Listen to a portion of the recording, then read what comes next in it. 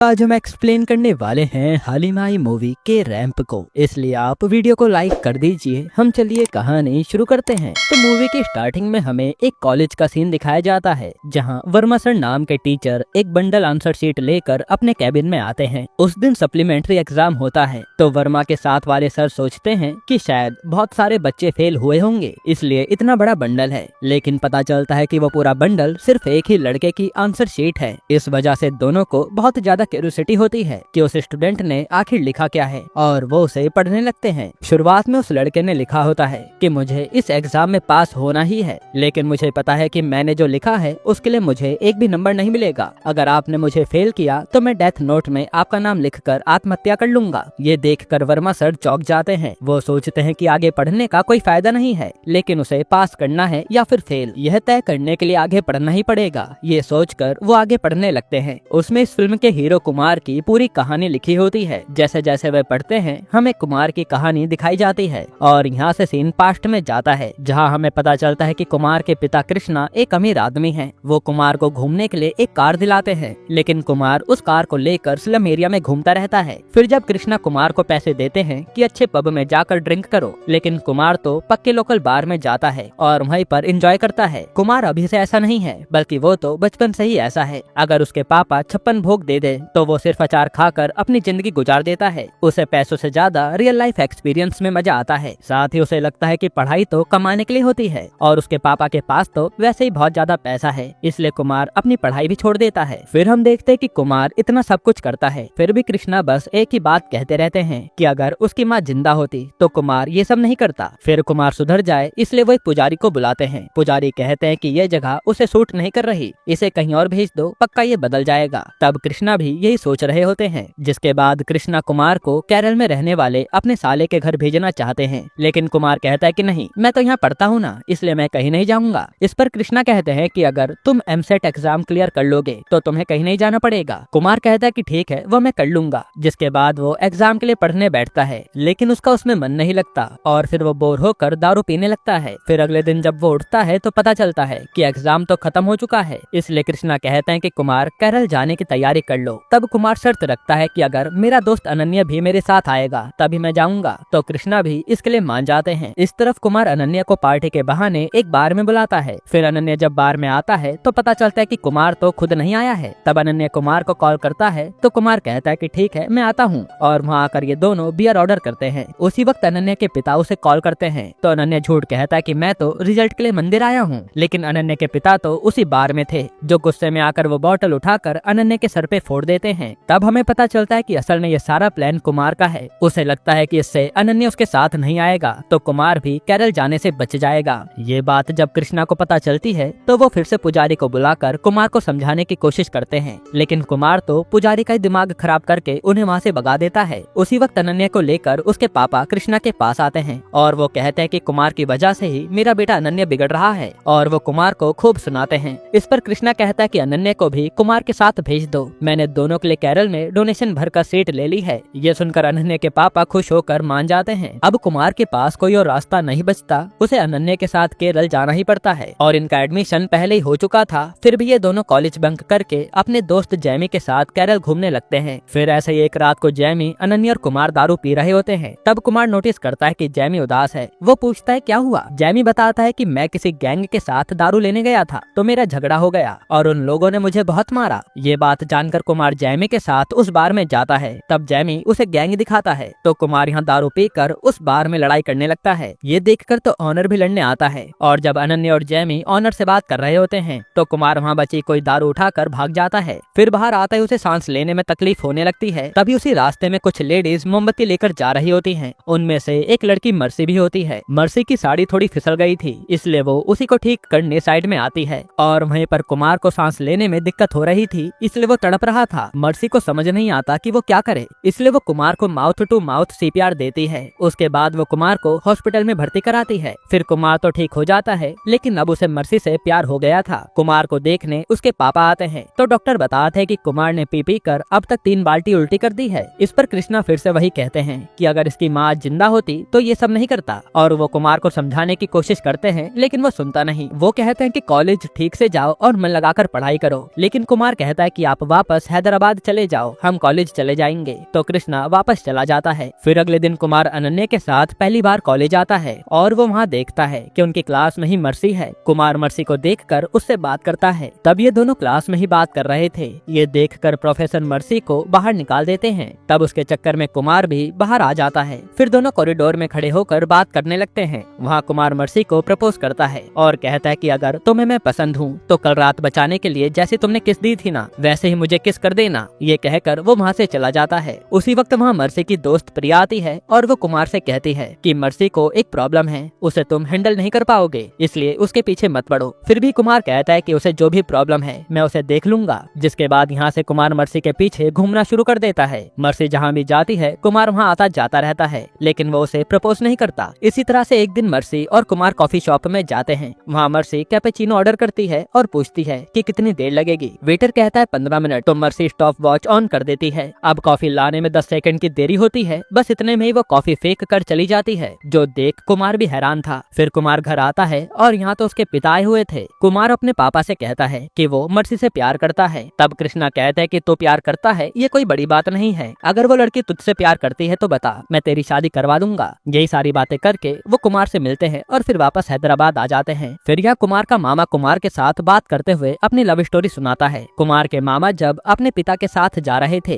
तो गलती से उनसे किसी की कमर टच हो गई। तब उन्हें गाने सुनाई देने लगे और करंट लगने लगा, लेकिन उन्हें उस लड़की का चेहरा नहीं दिखा, सिर्फ बैक साइड ही दिखी थी। उन्होंने जब ये बात अपने पापा को बताई तो ये सुनकर उनके पापा ने एक लड़की से उनकी शादी करवा दी। और सुहाग रात पर जब उन्होंने फिर से कमर टच की तो उन्हें करंट नहीं लगा। तब पता चला कि जिस लड़की से उनकी शादी हुई थी वो तो कोई और है। इसलिए उस दिन से आज तक कुमार का मामा जितनी भी आंटी से मिलता है उन सबकी कमर टच करके चेक करता रहता है। ये सुनकर तो कुमार कहता है कि ये कितनी अजीब लव स्टोरी है। फिर इसी तरह से कुमार के एग्जाम शुरू हो जाते हैं और कुमार के आगे मर्सी बैठी थी। कुमार को कुछ नहीं आता था, इसलिए वो मर्सी से मदद मांगता है। तो मर्सी कहती है कि ठीक है, मैं तुम्हें दिखाऊंगी, लेकिन इसके बाद तुम मेरे पीछे आना बंद कर दोगे, ये मुझसे वादा करो। कुमार ठीक है बोलकर नकल करना शुरू कर देता है। इसी तरह से वो सारे सब्जेक्ट्स कॉपी करता है। फिर आखिरी दिन कुमार कहता है कि हम तो पास हो जाएंगे ना। तब प्रिया बताती है कि मर्सी कॉलेज की टॉपर है। मर्सी कहती है कि ऐसा नहीं है, मैं तो टॉप 5 में आती हूँ। अगर तुमने सही से कॉपी किया होगा तो पक्का तुम भी टॉप लिस्ट में आ जाओगे। ये सुनकर तो अनन्या का सर चकरा जाता है और वो गिर पड़ता है। फिर रिजल्ट आता है तो कुमार खुश होकर रिजल्ट देखने जाता है, लेकिन उसका नाम लिस्ट में नहीं होता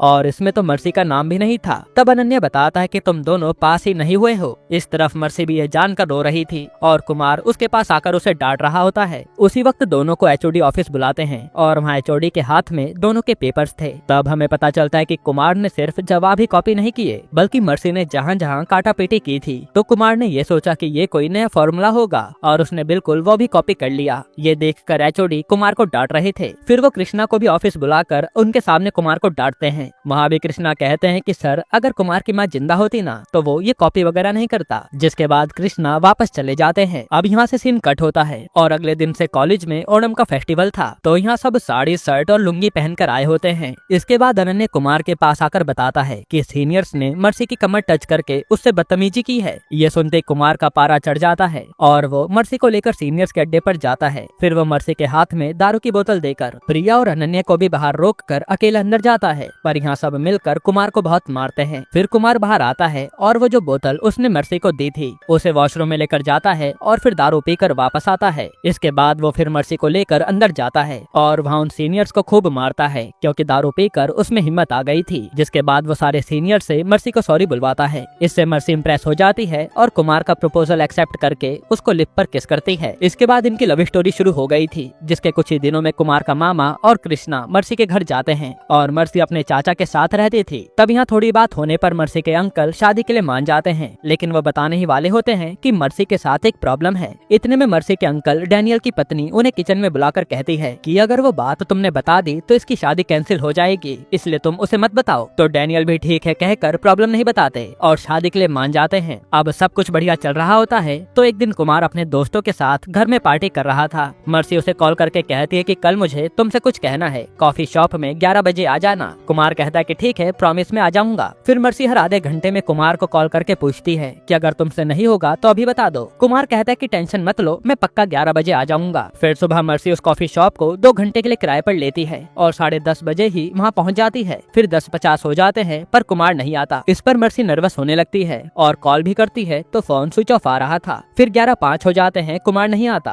तो मर्सी चिल्लाने लगती है और टेबल कुर्सी सब तोड़ देती है। जिसके बाद वो एक रूम में भागकर दरवाजा बंद कर लेती है। यहाँ से सीन कट होता है और वहाँ डैनियल कुमार के घर जाकर उस कुमार को उठाता है, क्योंकि कुमार ने कल ज्यादा ही शराब पी ली थी तो उसे ज्यादा कुछ याद नहीं था। तब कुमार एकदम से कहता है कि अरे मुझे तो कॉफी शॉप जाना था, लेकिन डैनियल बताता है कि मर्सी आईसीयू में है। मर्सी ने कुमार के न आने पर कॉफी शॉप के वॉशरूम में जाकर फिनाइल पी लिया था और अब वो आईसीयू में है। ये सुनकर कुमार अस्पताल भागता है। फिर कुमार डैनियल से पूछता है कि मर्सी को आखिर क्या प्रॉब्लम है। तब पता चलता है कि मर्सी को पोस्ट ट्रॉमेटिक स्ट्रेस डिसऑर्डर है। एक तरह से ये मानसिक बीमारी है, मतलब उसे सब कुछ उसी टाइम पर चाहिए जैसा उसने सोचा है। अगर कोई वादा करता है और उसे तोड़ देता है तो मर्सी खुद को ही चोट पहुंचाती है। कुमार पूछता है कि ये बीमारी उसे कैसे हुई, तो वो बताता है कि जब मर्सी छोटी थी तो उसके माता पिता बिजनेस के चक्कर में ही उससे वादे तोड़ते रहते थे, तभी मर्सी को ये बीमारी शुरू हुई थी। इसलिए उसके माता पिता ने डिसाइड किया था कि वो सारा बिजनेस कैंसिल करके अब उसी के साथ रहेंगे। फिर घर आते वक्त उन्होंने मर्सी को कॉल करके कहा था कि हम 15 मिनट में आ रहे हैं, लेकिन फिर उनका एक्सीडेंट हुआ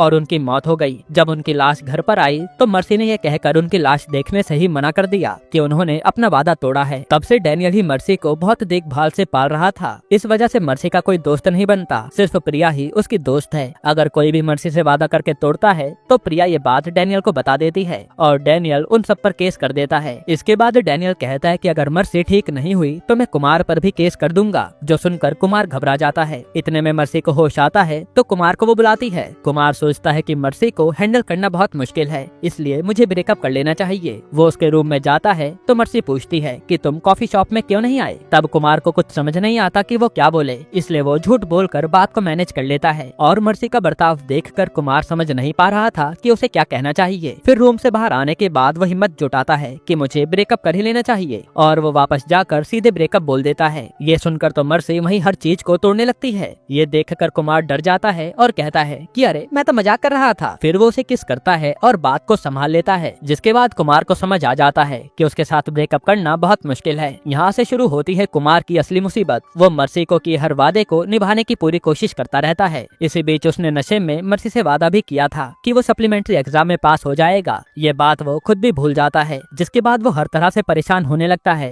पर कुछ ही दिनों में वो सब कुछ भूल गया था। फिर जब अगले दिन सप्लीमेंट्री एग्जाम होता है तो उसे एक दिन पहले तो कुमार तो अपने दोस्तों के साथ पार्टी कर रहा था। तब मर्सी आकर उसे उसका प्रॉमिस याद दिलाती है, जो सुनकर कुमार एग्जाम लिखने जाता है। फिर वहाँ वो देखता है कि वो अकेला है जो फेल हुआ था। उसे पता था कि वो अब भी पास नहीं हो पाएगा, इसलिए वो अपनी पूरी कहानी लिखकर वहाँ से आ जाता है। जिसके बाद कहानी प्रेजेंट में आती है। अब आंसर शीट पूरी पढ़ने के बाद वर्मा सर कुमार को ऑफिस में बुलाते हैं। वर्मा कहते हैं कि मैं तुझे ऐसे तो पास नहीं कर सकता, लेकिन मैं तुझे एक मौका देता हूँ। 5 सवालों में से अगर तूने एक का भी जवाब सही दिया तो मैं तुझे पास कर दूंगा। ये सुनकर कुमार का दिमाग खराब हो जाता है और वो बाहर आता है। तभी कृष्णा कॉल करके कहते हैं कि कल फार्म हाउस पर पार्टी है और कनाडा से जंटी और बंटी आ रहे हैं, उन्हें पिक कर लो। असल में जंटी बंटी कुमार के मामा के बच्चे हैं। फिर वो आते ही कुमार को दारू पीने बार में ले जाते हैं। इधर कुमार ने मर्सी को वादा किया होता है कि वो दारू नहीं पिएगा। तब बार में बैठे बैठे मर्सी का वीडियो कॉल आता है तो कुमार किसी तरह बात को मैनेज करता है। फिर जब कुमार बियर लेने जाता है तो फिर मर्सी वीडियो कॉल करती है। यहाँ जंटी से रहा नहीं जाता तो वो वीडियो कॉल उठा लेता है और कुमार को बोतल खोलते हुए दिखाता है। बस ये देखकर तो मर्सी कॉल कट कर देती है। कुमार को जब ये बात पता चलती है तो वो दोबारा से कॉल करता है और वो देखता है कि मर्सी तो अपना हाथ काट रही है। तब वहाँ आखिर में कुमार किसी तरह डैनियल की मदद से मर्सी को शांत करवाता है। फिर मर्सी शाम को कुमार को पब में बुलाती है और वहाँ कुमार को सबको पीते देखकर खुद पर कंट्रोल करना था। जिसके बाद कुमार जंटी बंटी और अनन्या को लेकर रात को पब जाता है। मर्सी भी पब में आती है और वहाँ कुमार मर्सी से कहता है कि तुम्हारा टच मुझे सबसे स्पेशल फील कराता है। उसी वक्त वहाँ कुमार की एक स्कूल फ्रेंड आती है और उसने पीछे से कुमार की आंखें बंद कर ली थी। तब कुमार एक ही बार में उस लड़की का नाम सही गैस कर लेता है। ये देख मर्सी को लगता है कि कुमार ने मुझसे झूठ बोला है कि मेरा टच स्पेशल है, और वो पब से भागकर फर्स्ट फ्लोर से कूदने लगती है। हालांकि नीचे जंटी बंटी और अनन्या मिलकर वहीं खड़े एक आदमी की लुंगी छीनकर मर्सी को कैच कर लेते हैं और फिर वो उसे कार में ले जाकर लॉक कर देते हैं। तब कुमार आकर मर्सी को किस करता है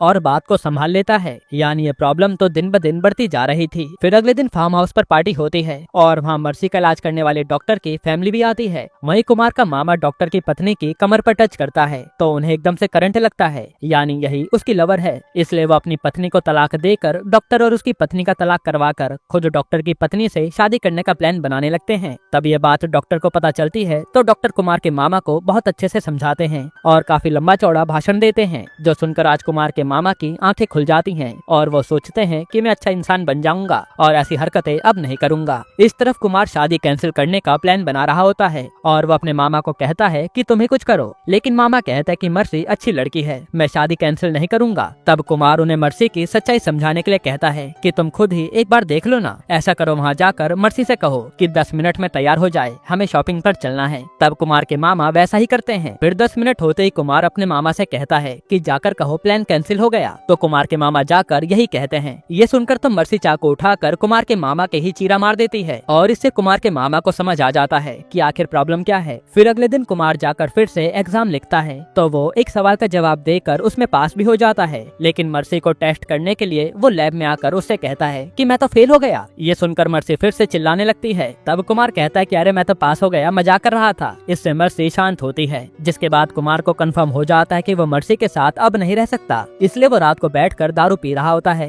तब वहाँ डैनियल और उसके मामा आते हैं। कुमार डैनियल को खूब गालियाँ देता है कि तुमने मुझे सच क्यों नहीं बताया, देखो मेरी क्या हालत हो गई है। तब कुमार के मामा डैनियल को साइड में ले जाकर बैठाते हैं और फिर हम देखते हैं कि हमेशा शांत रहने वाले कुमार के मामा आकर कुमार के गाल पर एक थप्पड़ मारते हैं और वो कहते हैं कि तुम्हारे पिता बचपन से तुम्हें झेलते आए हैं, लेकिन उन्होंने कभी शिकायत नहीं की। यहाँ वो कुमार को काफी कुछ सुनाते हैं। ये सब सुनकर कुमार को अपने पिता की अहमियत समझ आ जाती है और वो तुरंत अपने पापा को कॉल करके उनसे प्यार से बात करता है। फिर वो डैनियल के पास आकर कहता है कि मर्सी को मैं ही बदलूंगा, सिर्फ मैं ही उसे बदल सकता हूँ। अब बदलने की बात कहकर कुमार अगले ही दिन किसी को बिना बताए घर छोड़कर चला जाता है और ये बात बाकी को पता चलती है तो सबके होश उड़ जाते हैं। फिर मर्सी कुमार के मामा के घर आकर चेक करती है तो कुमार वहाँ नहीं होता। ये जानकर उसे बहुत बुरा लगता है। हालांकि कुमार ने उससे कोई वादा नहीं किया था कि वो हमेशा उसके साथ रहेगा, इसलिए वो खुद को भी चोट नहीं पहुँचाती। इसी तरह से कुछ हफ्ते बीत जाते हैं और फिर एक दिन टोमेटो फेस्टिवल नाम का एक फेस्टिवल चल रहा होता है। वहाँ डैनियल मर्सी को लेकर आता है और वहीं हम देखते हैं कि कुमार भी वहाँ डांस कर रहा है। तब मर्सी जाकर कुमार को साइड में लाती है और बात करती है। तब कुमार आज सारी बात बताता है। असल में मर्सी को बदलने के लिए ही कुमार ने उससे दूरी बना ली थी ताकि मर्सी बिना वादे के इंतजार करना सीखे, इसलिए वो इतने हफ्ते में अब बिल्कुल बदल चुकी है और इसी तरह से क्या वो खुद को हर्ट तो नहीं कर रही। ये जानने के लिए कुमार रोज डैनियल को कॉल करके पूछता रहता था, यानी डैनियल भी उस प्लान में शामिल था। अब मर्सी पूरी तरह से बदल चुकी थी, जिससे कुमार खुश हो जाता है और फिर कुमार और मर्सी एक हो जाते हैं। जिसके बाद अनन्या कुमार से पूछता है कि भाई तेरे पास तो ऐसे प्लान नहीं आते, सच सच बता ये आइडिया तेरे पास कहाँ से आया। तब कुमार बताता है कि मैंने चैट जीपीटी की मदद ली थी। यहीं पर ये मूवी खत्म होती है।